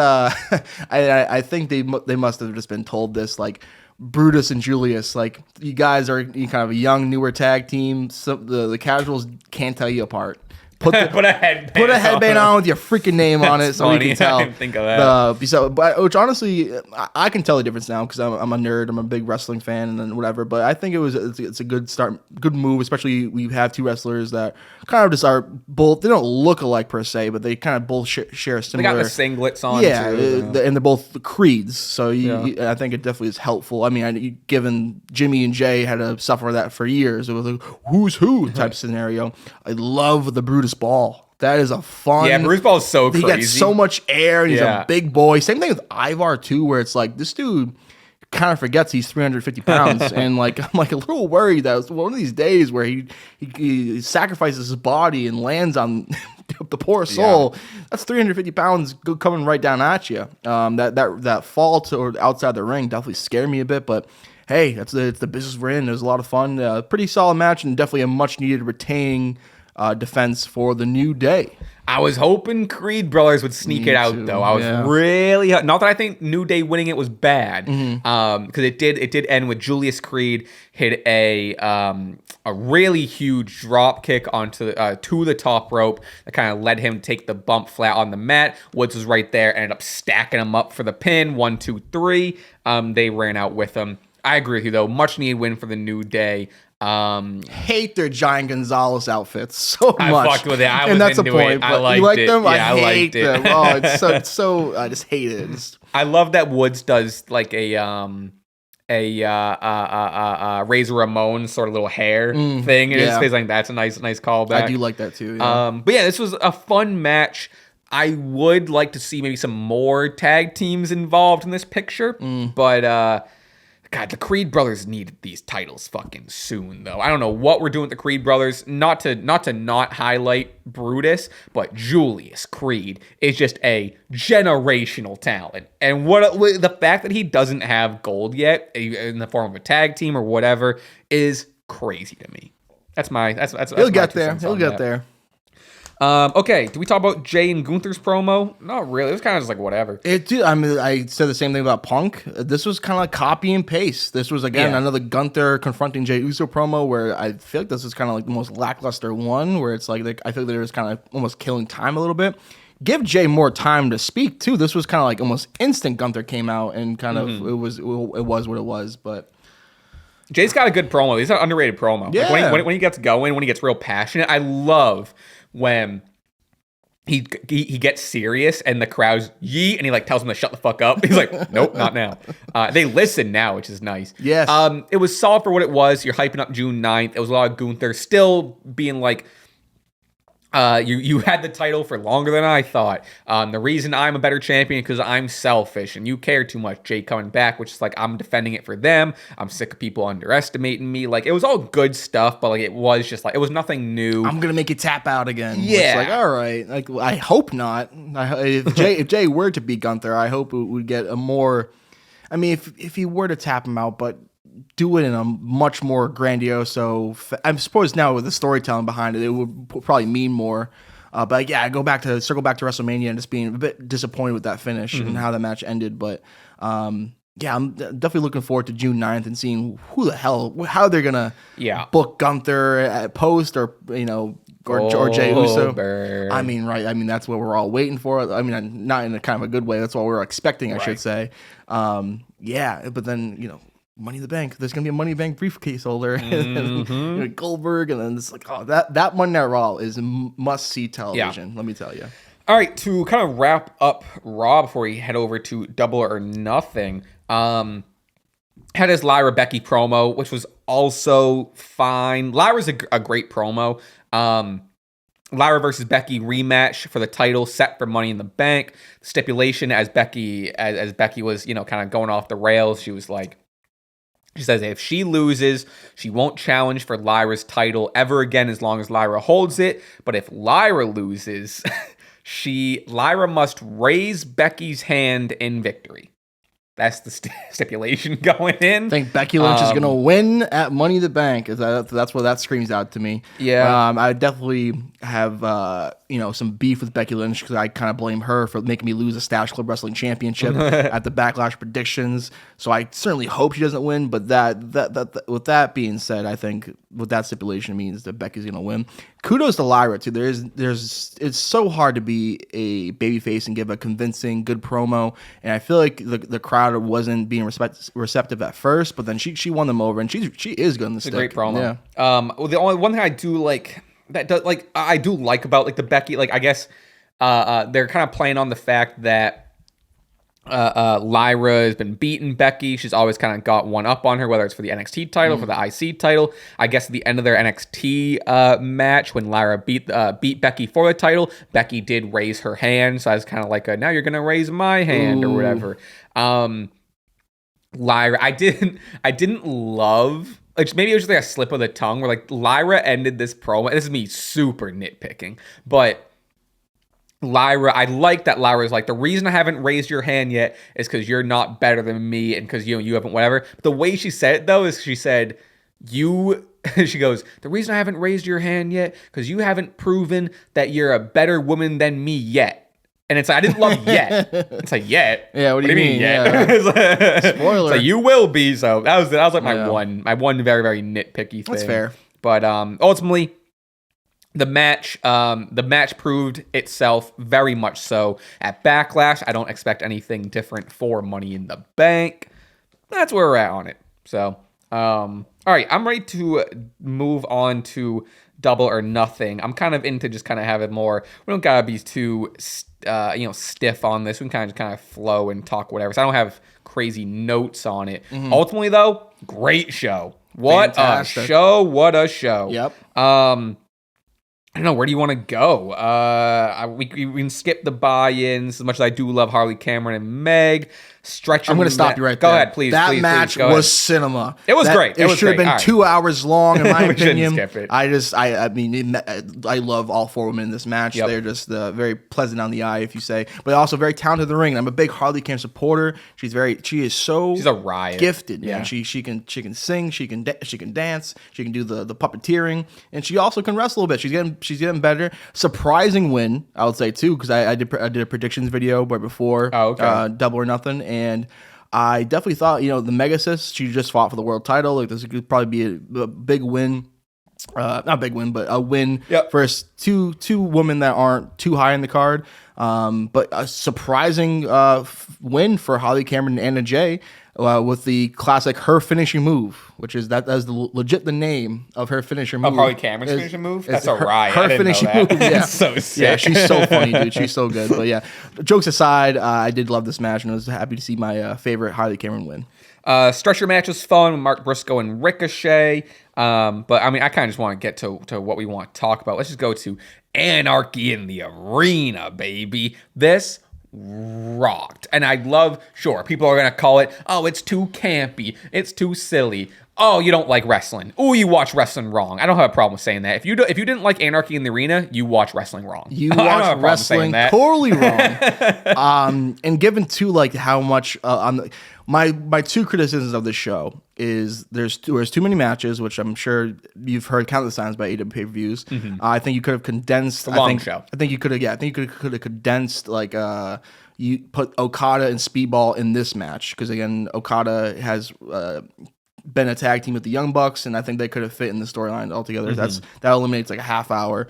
The match rocked though. I did really like Okada Speedball. It was really good, but then given like it's just unfortunate because like the result, in my opinion, was never in question because we kind of know plans ahead of time, whatever. But given that was a pretty good match. That being said, though, this was phenomenal. This was and I don't want to call it a palate cleanser because I wouldn't say this is a cleanser. This is more of like a palate, like it's more refreshing. It's like a cheat meal almost. Sure, you have all this crazy it. quality wrestling in ring technicians, 30-minute classics, and then you have just this Anarchy in the Arena. Chaos ensued from everywhere in the arena, man. It was so much happened in this match, and of course, like the main highlight is the music choice. So good, so good. Even just everything from Swerve Strickland coming out looking like I haven't watched Alien vs Predator. I think that's Predator. Okay. Kenny Omega and like the Captain America stuff, and then, they played like 2 songs before, and they're like, all right, this doesn't fit the move. How about some 2000s alt rock? Yeah. And they played Sing the song if you know it. Let the bodies hit the floor. Oh, so fucking good. And then it was so funny. Kenny, like the really attractive woman in the crowd, Kenny put the mic to her face for her to sing the song. Didn't know one word to the song, which I thought was kind of funny. I loved the bit of I think Kenny threw Claudio into the speaker, and that just like turned the music off or whatever, or vice versa. Someone threw someone. Must have unplugged the iPod Nano or something. And then also for another costume thing, I am someone that is not a fan of the Young Bucks for various reasons. But that Revolutionary War getup. Those are my founding fathers. You put respect on my founding fathers. That was a great touch and very funny. Even like the introduction of Justin Roberts kind of saying that was really well done. And then just all around, man, this match was just Willow so Nightingale looked so fucking good, dude. Future world champ, easy. Her ripping off the shirt that had the big blacked and jacked with Will Hobbs was like, oh! Her getting her piercing caught. That was crazy. Unreal. Yeah, that was nuts. Like unreal. Like that. I've kind of. I think I said in maybe prior episode, whatever. Like intergender wrestling, kind of hit and miss for me. This was the woman in this match excelled. It was great. Even with when they intertwined with the men wrestlers, Moxley freaking taking out Willow at some point was pretty crazy. But man, you had so much in this match, so freaking much. You had Hook making an appearance. I forgot about that. That was my boy, but seemingly definitely wasn't happy being replaced because he kind of he swung the golf club and then kind of made his way back. Did his business, bounce, kind of looked at Joe like, okay, yeah. I love the spot where Powerhouse Hobbs and Kenny were like up top. Ended up with Kenny hitting the moonsault from like the entranceway in the crowd or whatever onto everyone. Someone had a TikTok from like right there that that was a really cool angle. I love this. The good guys won. Mark Briscoe not taking a shower, just coming back covered and drenched in blood from the stretcher match. Which that stretcher match was fantastic. Stretcher match was a lot of fun. I haven't watched TV leading up to it, but I've seen a lot of criticisms of like, oh, this feud kind of feels rushed. And then I was doing predictions. I'm like, oh, a stretcher match. Like, is this the first ever AEW stretcher match? And it certainly was. I think they said that, I don't necessarily love that stipulation for a match. Kind of just seems a bit whatever, but it was well done. And then of course played a factor in this match where the heels got locked in the ambulance to finish. But the exploding table spot was insane. That was, yeah.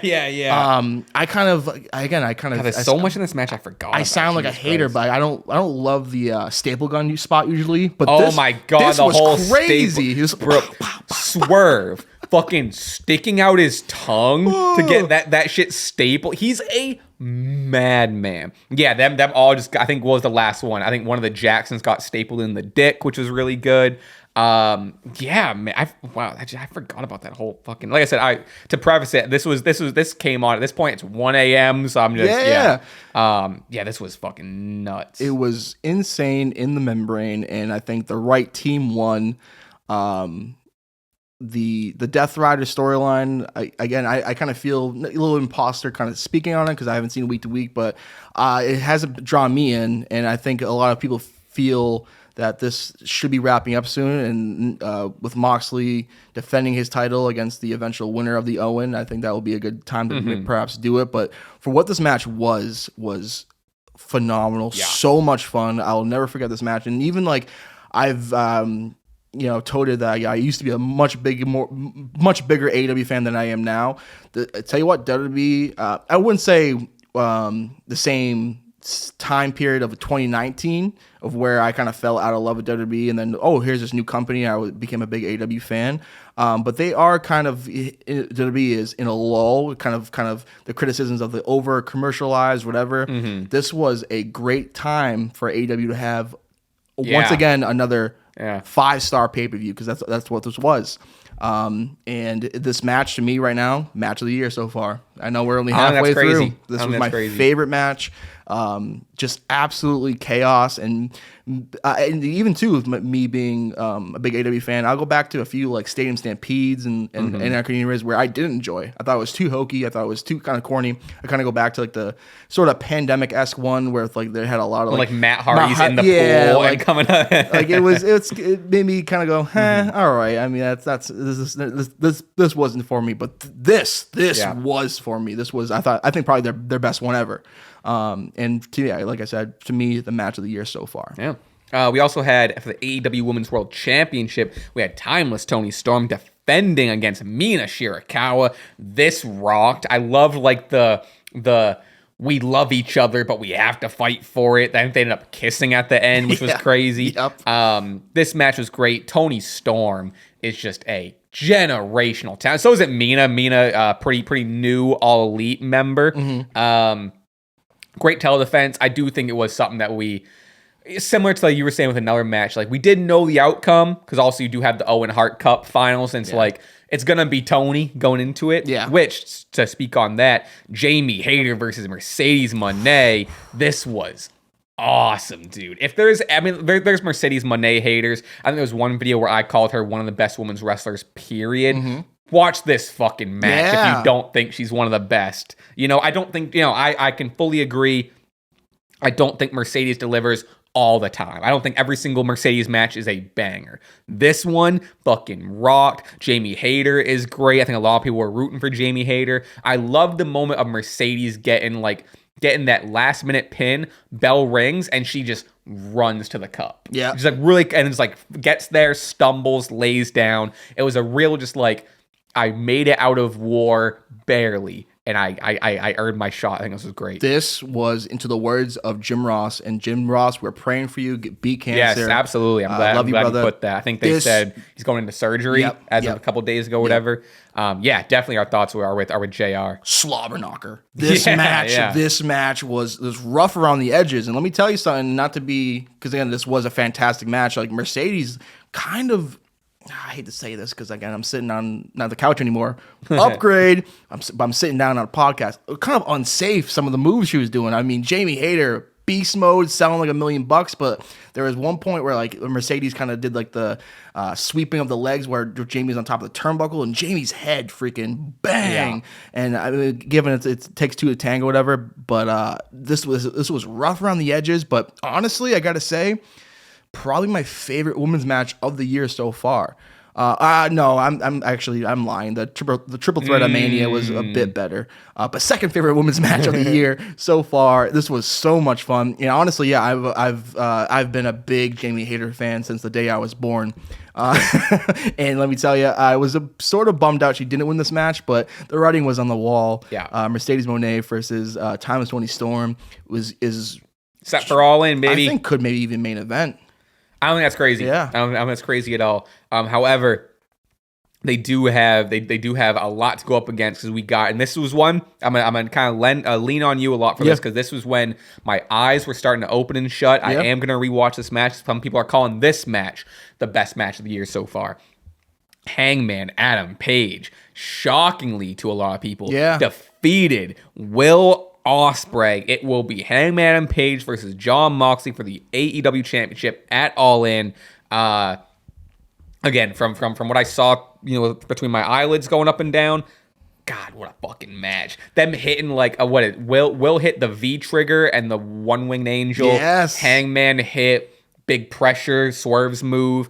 I did go back and watch like the final sequence with like you know, Hangman going for all the buckshots and like Will missing. Like I think there was one buckshot counter into a two-arm hooked fucking pile driver sort of thing. This rocked, but I feel like you might be able to accurately talk about it more than that. You kind of hit the high notes of it, and it was a phenomenal match. And I think it too. I also suffered from a bit fatigue of the show too. I alluded to this this pay-per-view kind of being too long, and this being the main event, I was kind of worn down a bit. But given the only problem I have with the match, the only issue. The table spot, the table broke on underneath them. That was the only miscue. Other than that, it was a 4.999 star out of 5 match. The Adam Page winning definitely shocked me. I thought Ospreay had it in the bag. I thought so too. I love the One Wing Angel references and just the. I can't believe people were actually saying Logan Paul had a better buckshot lariat than the Hangman. Like the way his momentum glides him, and the physicality of this match is kind of insane. And given to like again, I just watched 11 matches and I'm like, oh man, these guys are kind of doing too much where like they're kicking out after. I'm like, so like 4 or 5 times during this match, I'm like, that should have ended it. That should have ended it. But it was an absolute barn burner, crazy match. It's what you guys. I made the point in my AEW predictions videos. Like, if the TV definitely under a lot of criticism. Not as of late, because actually. From what I've seen, the TV's been pretty good, but it's something that kind of drove me away is the kind of the storytelling, and the TV hasn't been the best, whatever. But no matter what, if you just tune in for AEW's pay-per-views, you're getting 9 out of 10 great all-timer matches, and this was that. Definitely a great thing to have the Owen Hart tournament feature these level of fantastic matches, and I think. And I love too just the beginning of it. The promo package they put together for this, it was like I think Ospreay said, "Your redemption is not more important than my ascension." Hard. And that, I kind of blanked, and then I remember the Ascension tag team, which like people are like, you know, what are we doing with Ospreay? He should be winning. 'Cause he just lost. That's another big, like, not torn, but he just lost something, like, fairly recently. It's like, oh, Will Ospreay's losing now. He lost the Owen Cup, which I do think, one, he's so young. I do think you can give it to a Hangman who's more of a veteran at this point. And you kind of tell that story of Will, who's many people call, and I am in that camp of he is the best wrestler on the planet right now. You can kind of get into that, like, I'm supposed to be the best. I'm losing. You can do a little confidence sort of thing. A little, maybe he's overestimating himself. Like, there's a lot to tell with Will Ospreay losing. Not that I'm seeing too much of this, but I don't think Will Ospreay's like buried or anything. You know what I mean? Oh, God, no. He made it to the finals of a tournament for the world title. I mean, this guy is many people share that same sentiment that he's the greatest wrestler currently alive, and I would not disagree. This was something else though, and what was I gonna say? I'm blanking. I'm kind of just watching. I know. I would actually love to rewatch it. I'm probably gonna rewatch it today. So fucking sick.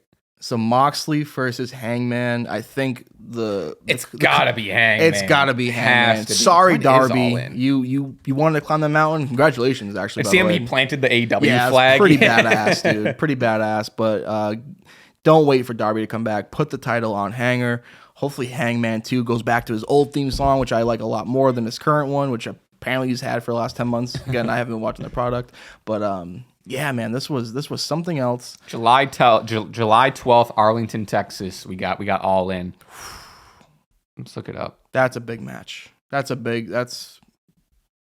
already 2026 is already announced for Wembley. I forgot about that. Oh wow, really? Yeah, it's cool. London, Wembley, everything else is TBA. But yeah. Well, there's other stuff. I don't know whether was there other stuff you want to. I feel like we kind of just breezed over Delaware. As good of a show as it was, I feel like maybe just brushed over it. But like, it was a great show. I mean, there's some matches like Hurt Syndicate tag match was like good. Like Daniel Garcia and Nigel McGuinness versus FTR was like fine. A lot of it like Paragon versus Don Callis family. I like everyone in these matches are great. There's just some that I just like cared more and less for. I felt so bad for the Paragon. Dude, tough spot after insane Anarchy spot. In the Arena. Who gives an F for what's going on? It should have been right after. It should have been Hangman versus Will. Yeah, 1000%. Well, even to maybe counteract like that got the crowd kind of ready for the big main event that went for almost an hour. So you kind of need that death spot to kind of get the crowd back into it. But like, yeah, that was it. It was what it was. I enjoyed the tag match with the Hurt Syndicate and the Sons of Texas. MJF is a part of the Hurt Syndicate. Yes, it's a very funny visual, and they're kind of going back to that comedic gold of like MJF trying to coexist with someone else, which we throw back to Adam Cole or whatever. Now he's in this group. I saw a TikTok of they were at the some guy was filming himself at the gym, and MJF walked by whatever gym he was at, and the guy noticed it, and he goes, "We hurt people," and then MJF was like, "Hell fucking yeah, we do." Or like he said like some shit as he was walking away. He's like, "Hell yeah, we do, brother." It's magic. I'm kind of torn of like, we've already seen him kind of be buddy to a comedic standpoint, and it kind of watered him down a bit. But this, I hope they don't do a turn too fast. I hope they kind of let the story play out. He spent all this time trying to get in it. I think you can spend some time with him in it for sure. Yeah, absolutely. Well, unless you got any more, I think that's the show. I think that's where we're going to end it, closing in on, a lot of it's getting cut from the bathroom break, but over an hour and a half for sure. Let's go. Folks, thank you for being here. Thank you for joining. Please make sure to follow us on everything. All our socials are in the description. Please check out the Patreon, patreon.com/Stache Club Wrestling, where we have a bunch of your questions we're going to go over. We're going to just chit chat. Me and Jimmy went to the Red Sox game. That's why I got this hat. I've been wearing this hat nonstop. It's like a little $45 for a hat. Granted, we are in Fenway. It's a little expensive, but I bought it. I've like worn it every single day since getting it. It's like it's kind of proved its purchase. But anyway, if you want to hear us chat more, a little bonus episode, head over to patreon.com/Stache Club Wrestling. Check out everything else on the channel. We just put out a Sophie video the other day. Quizzes all week. And until then, okay, can I do a little, go ahead. Can I do a thing? So Anarchy in the Arena, it's been a thing of like, there's going to be a song that kind of repeats and plays. Of course, this year was Bodies, which like I think was the best choice ever. Who in the comments, let us know what song do you want next year in Anarchy in the Arena. Do you have anything that you can think of off the top of your head? It's hard to beat Bodies off the top of my head. I'm going Riot, 3 Days Grace. Oh, let's start a riot. Yeah. That's very God. What was that? That was SmackDown versus Raw. 07. 07. Yep. What a time. That's a great one. All right. With that said, we'll see you next time, and bye.